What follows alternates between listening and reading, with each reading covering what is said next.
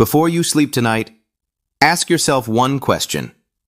Would you let a stranger stay in your home for money? Before the year 2008, most people said no. But 3 friends believed something different. They believed that trust could become money. Here is the twist. Their very first guests were complete strangers, and these guests paid money to sleep on just one air mattress on the floor. This is not just a business story. This is the story of 3 friends who changed the way the world travels. At the start, they were broke. They had no money. They were rejected. Many investors said no. To survive, they sold cereal boxes. That small, simple idea became the company, Airbnb. Later, this company would compete with giants. Giants like Marriott International and Hilton Worldwide. It all started in a small apartment in San Francisco. Today, it has changed the entire hotel industry. 3 friends, 1 air mattress, 1 bold idea, and millions of strangers trusting them. And while you listen to this story, you are also improving your English. You will learn new words. You will build your business vocabulary. You will grow more confident. So relax. Listen carefully. This story may inspire you, and it may make you ask yourself, what could one bold idea in your life change forever? Chapter 1. The Air Mattress Experiment. San Francisco. The year, 2007. The city is alive with ideas, startups, designers, dreamers, chasing the next big thing. But inside a small apartment, reality feels different. Rent is due. The bank account is almost empty. 2 young designers, Joe Gebbia and Brian Chesky, are out of options. They do not come from wealthy families. They do not have powerful connections. They just have an idea. A big design conference is coming to the city. Hotels are fully booked. Thousands of visitors are searching for a place to stay. Joe looks at Brian. Brian looks at the empty living room. What if they buy 3 air mattresses? They clean the apartment. They create a simple website. They call it Air Bed Breakfast. The name sounds temporary, almost like a joke.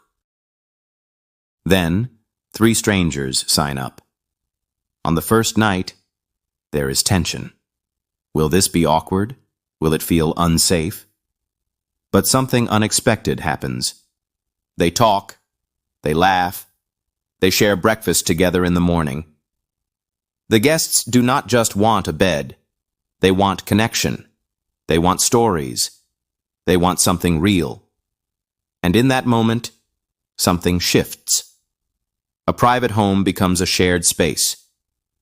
A stranger becomes a guest. The air mattress is no longer just a mattress. It is proof. Chapter 2. The Struggle for Survival. Encouraged by that small success, they decide to build a real company.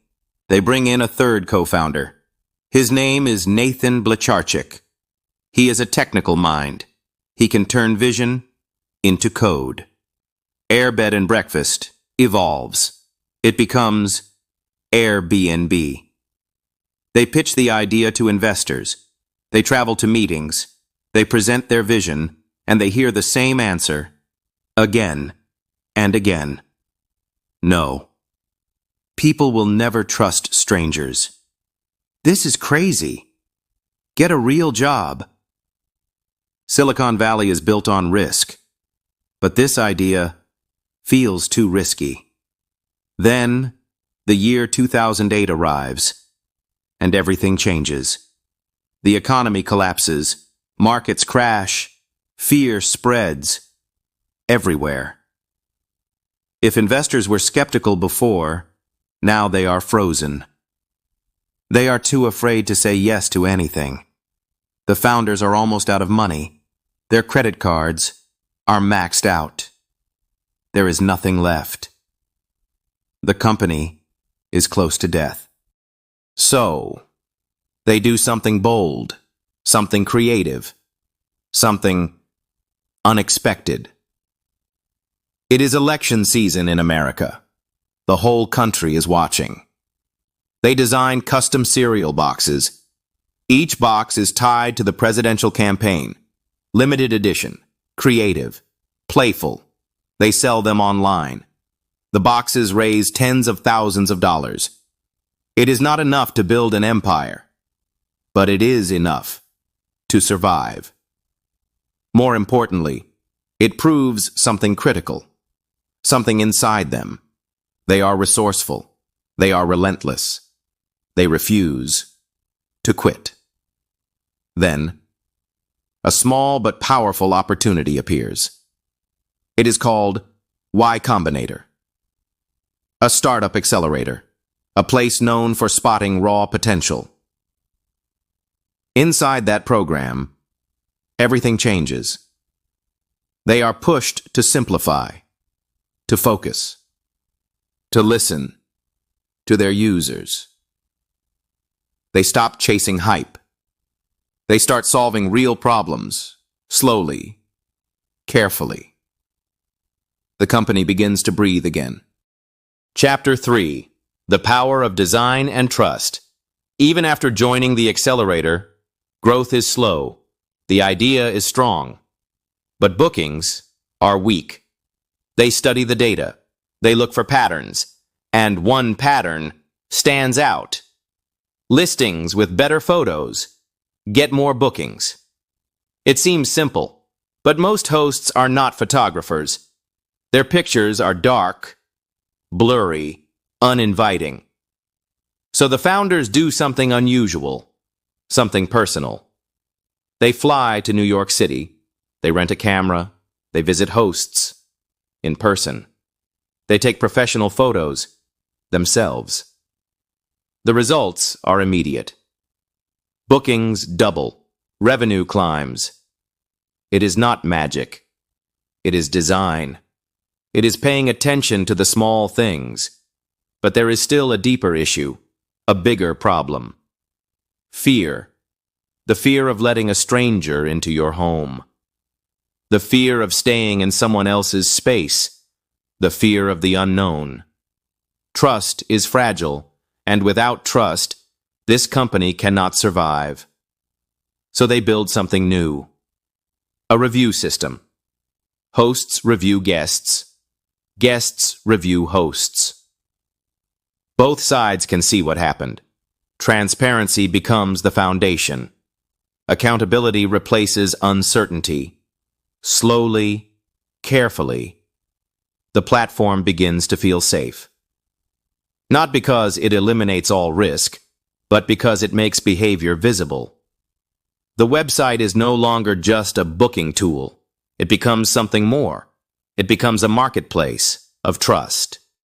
Chapter 4. Disrupting Global Hospitality. Growth accelerates.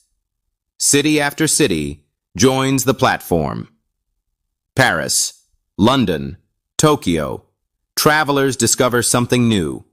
They can stay in a real neighborhood, cook in a real kitchen, live like a local. Traditional hotel chains start to notice. Companies like Marriott International and Hilton Worldwide. For decades, they have dominated hospitality. They offer consistency, luxury, predictability. But Airbnb offers something different: authenticity, flexibility, belonging. And that difference changes everything. Then, regulators push back. Cities worry about housing shortages. Lawmakers question safety standards. The company faces lawsuits, public criticism, political pressure. Growth is no longer simple. It is complicated, messy, global, yet the platform continues to expand. Then comes the year 2020. A global pandemic stops travel almost overnight. Flights are canceled. Borders close. Tourism collapses. For a moment, it feels like the end. But once again, they adapt. Remote work rises. People leave big cities. Long-term stays increase.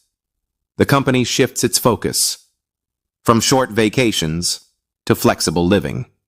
In 2020, they go public. The IPO is not just a financial milestone. It is proof of survival.